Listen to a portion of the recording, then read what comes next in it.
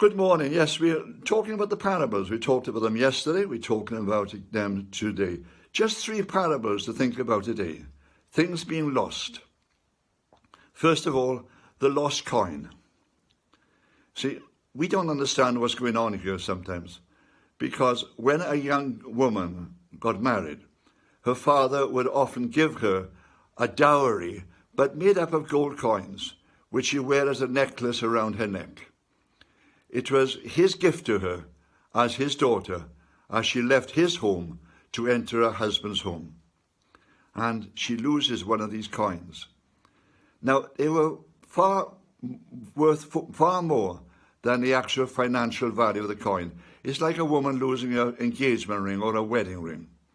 It means a lot more than just the coins. This is what her father had given her. And she searches and searches and searches until she finds it. You see, God is saying to us, I do the same thing. You know, in a sense, you are my gift to my son.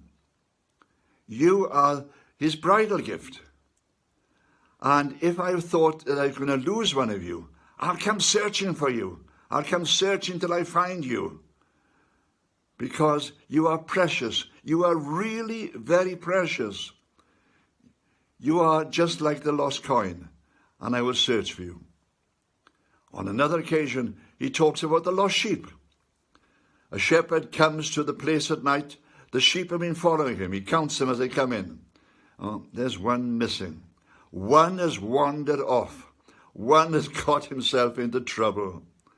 He said he leaves the sheep he's got with the other shepherds, and he goes back along the trail till he finds the sheep that is lost. Then he brings it home, carrying it on his shoulders, and saying, I found the sheep, I found it, I found it. He's excited about the sheep he's found. In fact, he's more excited about the sheep he's found than the others which are safely in the fold. There are people who will wander away from God. They are. They'll do their own thing. They may have been Christians in their youth, and somehow they've been distracted and gone their own way. Jesus is looking for you. He's looking for you. Oh, he knows where you are. But he's looking for a way to enter into your heart, to speak to you again, to challenge you again, to pick you up and bring you home. He's not going to give up until he finds you. You know, he used to say at the Last Supper, I've saved them all by the power of your name. There's only one that is lost, and that is the one who deliberately is going to betray me. But I've saved them all by the power of your name. You know, he knows each one of you. And he does not want any of you to be lost. He'll keep searching for you. In fact, he'll keep searching for the whole of eternity for you. He's just looking for that spark, that willingness to turn back. And he'd be there in an instant to try to pick you up, put you on his shoulders, and bring you back into the fold again. Things that are lost. And of course, he also tells the story of the lost son. The prodigal son, we know it as. The son who said to his father, divide what you have. I want to have my inheritance now. And instead of using it properly, he goes off and he squanders it all until he's got nothing left. And then when he's got nothing left and he's really down in the gutter, he thinks to himself, well, I may have wasted everything my father has given me, but I'll go home. I'll become one of his servants, because at least then I will have just a bit of food in his house. And he sets off and he decides to come home.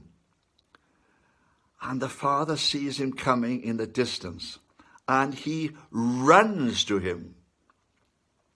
You know, this is something we again have a difficulty. People who see had these long robes right down to the ground. Right? In order to run, they had to lift up the hem to about mid-thigh, and they couldn't run otherwise.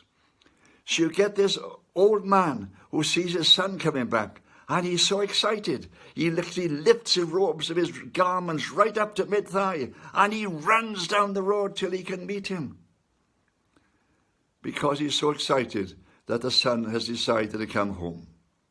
Lost sheep, lost coin, lost son. Well, It can apply to any one of us, can't it? What we have to know is that God truly loves you and me. He really does. We're not additions. You know, you think of the vast number of Christians throughout the world. You know, millions and millions and millions of us. But God knows you individually. He knows where you are. He knows where you are in space and time. He knows it at this moment if you're listening to this lying in your bed. He knows it if you're walking down the street. He knows it when you're in work. He knows it when you're getting worried. He knows it when you're having problems. He knows it when you're fearful of what's coming upon you. He knows it when the doctor may say to you, you're in trouble.